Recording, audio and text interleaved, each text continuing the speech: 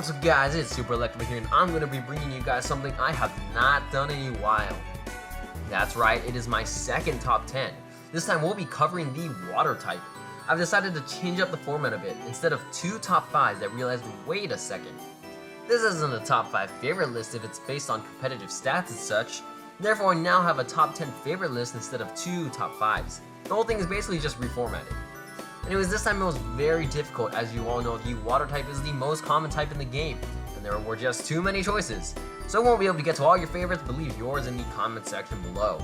Let me just refresh you guys on the rules. Only Pokemon whose primary type is water will be selected for the water list. That means that Luvdisc will be in this list, but Volcanion does not qualify. Also, they must have a base stat total of 600 or less to qualify. There will be another video for the Legends and Mons with over 600 VST. In addition, with Sun and Moon coming out, I have decided to leave all the new Pokemon for their own top 10 list, and just continue with generations 1 through 6 for the rest of these types. Finally, alternate forms and Mega Evolutions will count as different Mons. Oh yeah, since it is a top 10 now, I've decided to make it so that if there are ties for a spot, it takes up 1 spot, not 2. You'll see why in a second. Literally. Wait, no, that can't be literally anymore. Never mind, I don't know. Anyways. Also, honorable mentions will not only be at the end, but they will also be throughout the whole video. You guys will notice as we go through. But anyways, let's get right into it. Number 10. Competitive Nod. You'll see this in pretty much all of my top 10s. One slot, usually near the end, will be dedicated to all the Pokemon that I like seeing in competitive due to certain strategies or other things that might not make them get onto the list as one of my favorites, but because I like seeing a certain strategy being played and used. Vaporeon, for its bulkiness. It is very good at Wish Pass as well. Suicune, because Crocoon, use Calm Mind and Rest and never let the opponent beat you. Octillery gets a ton of multi-hit moves such as Rock Blast, Bullet Seed, and more. Also, Octooza is cool. This is mostly due to PMD, where Octilleries would be able to be annoying with these moves, along with long-range moves such as the aforementioned Bullet Seed and Octooza, along with moves like Psybeam. You just take a step, get hit, take another step, get hit again, and it just repeats until you're dead. Hope you've got a lot of Reviver Seeds. Samurott has a really cool Swords Dance Aqua Jet set that I like. Alola Molola. Wait, I don't think that's right. Alola Moma. No. I give up. Jeez, this is the most overrated joke ever, but it's way too true. Alola Mola. There, got it. Super annoying because of 3 factors. Has insane HP, can Wish Pass, you can't ever even say its name right. Jeez. Azumarill because it has an awesome belly drum set along with Play Rough and Aqua Jet. This bunny's scary. Quagsire gets Unaware, so he's unaware that he's even on this list, so I guess we'll skip him? Yeah? Anybody with me? Anyway, super underrated. Mantine has insane special bulk. Assault Vest Mantine is actually a thing. Nobody uses it, but it exists. It's basically the Chansey of NU. Sharpedo and Mega Sharpedo are really awesome, but they're basically the same thing. Sorachi was like, I'm lazy, I don't want to have to change my playstyle. Groudon is cool with Adaptability and Dragon Dance. It also has a cool Swords Dance Aqua Jet thing. Jellicent is bulky with Will-O-Wisp and Recover. Greninja is Greninja. Apparently there's a holy rule made by Arceus where it has to be on your top 10 water types. I'm just gonna follow and not say anything. My hands are up. You guys do your thing. But that's that with number 10. Number 9. Lantern. During my playthrough of Pokemon Mystery Dungeon Sky, I ended up using a lantern during the postgame. It was pretty good and I enjoyed the whole experience. With moves like Signal Beam and Discharge, it was definitely handy, especially with monster houses. The reason why it's number 9 is that I don't like its design very much. Its body shape is just sort of weirdly shaped.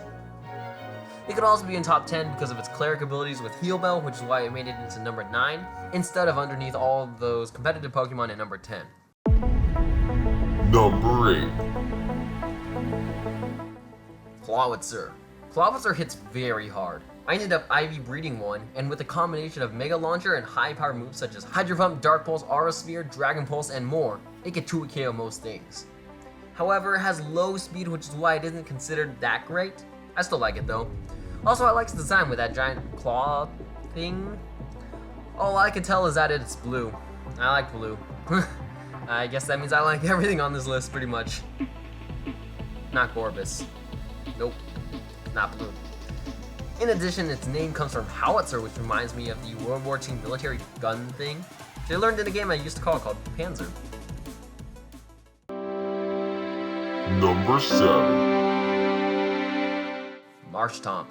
Yeah, Marshtomp. Most people don't have those awkward middle stage starters in their top 10s, but I love Marshtomp. Its design is pretty good, and it has a nice, real nice teal, nice blue, nice color. Whatever that shade is. I like that color a lot. However, Gen 6 was not kind to it, and it looks kind of derpy now. Most unfortunate. Anyways, it was my starter during my playthrough of Emerald, and that was great. Honorable mentions go to Mudkip and Swampert. Mudkip is just cute. Love the orange thing on its cheeks. And I heard you liked Mudkips too. I do. I don't really like Swampert's design with the frills and weirdly shaped arms, but I spend the most time with it. I mean, it was with me during Emerald. It looks better with Generation 6 actually, which is pretty good. The fingers are all spread out now and such, and I like that.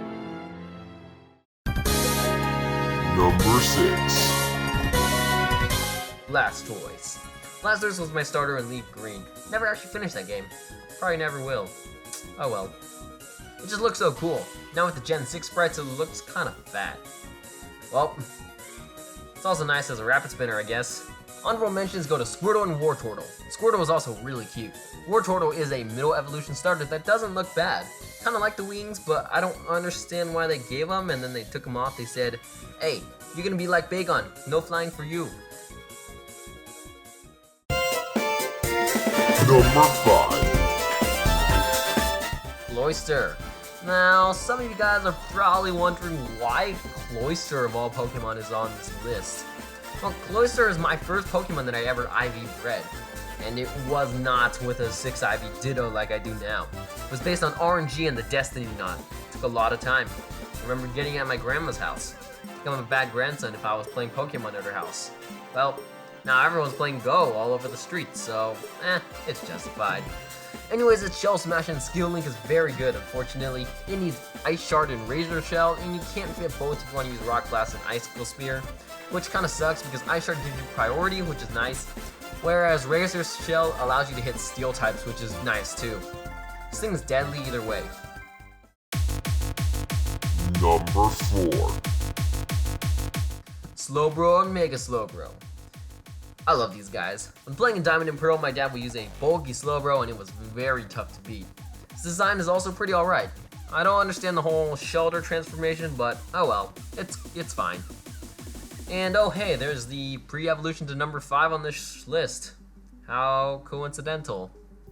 I think I just like Shelter. There we go. For Mega Slowbro, it's extremely hard to beat. Common will make this thing hit hard and also be a special wall. Combine it with shell armor and a high defense stat to make it a fortress. No, not that one. An actual fort, whatever. Never mind. I also like its design. While the concept may be abstract, the way they did it is very clean, and I like it. Don't kill me. Honorable mention to Slowpoke for being awesome.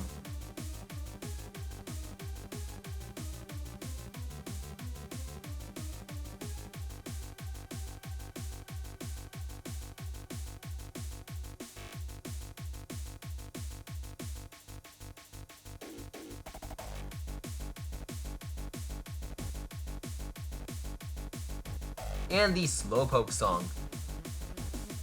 I love that one so much. Love reggae too, reggae is awesome. Number 3.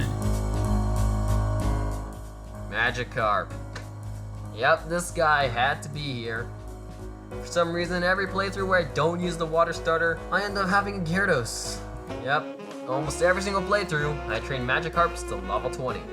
I don't know why, but I've done it like 5 times already. This guy's also the second one I IV bred. Go figure. Honorable mention goes to Gyarados. It is very good in battle, especially with Dragon Dance, and it has a cool design. Not sure how it flies, but I just don't understand the logic of that. But who cares? Another honorable mention goes to the concept of Feebas and Milotic.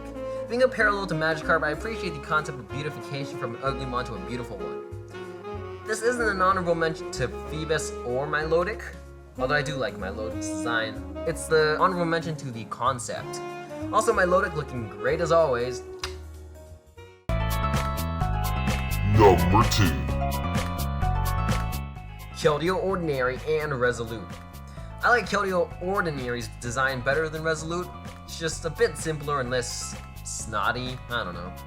Anyways, I like Resolute because of Secret Sword. Yep, I'm back to competitive. Yeah, this is why I originally had top 5 competitives, but it just didn't make much sense. So here we go, we're gonna integrate those. On my best X and Y team, which was designed for the X and Y Pokebattle meta, Keldeo destroyed things. Being a sub-CM set, it's just powerful. If you notice my obsession with Rampardos, this team is why. Doesn't work in Showdown because Aegis/Zubers, unfortunately. I still cry about Pokebattle at night. Honorable mentions. Kingler for its design. Those claws look very menacing. Corphish because Pokemon Mystery Dungeon. Hey, also solid design. Number 1. Totodile. Guys, I love Totodile. I love Totodile. First I used it in Soul Silver and it was amazing. Also I used it in my playthrough of Pokemon Mystery Dungeon Time and Sky. Oh yeah, and spoiler alert, I'm using it in a new Let's Play that will be going on through the school year, so you guys will have videos every week then as well. I'm pre-recording it and it'll probably start in October, but that's not what this video is about. I love Totodile's design, with ferocity combined with cuteness. Love it. Is it too late to give honorable mentions? I mean, I already had an official space for it. Whatefer. Shoutouts to Feraligatr, because when you finally evolve it, you get Feraligatr.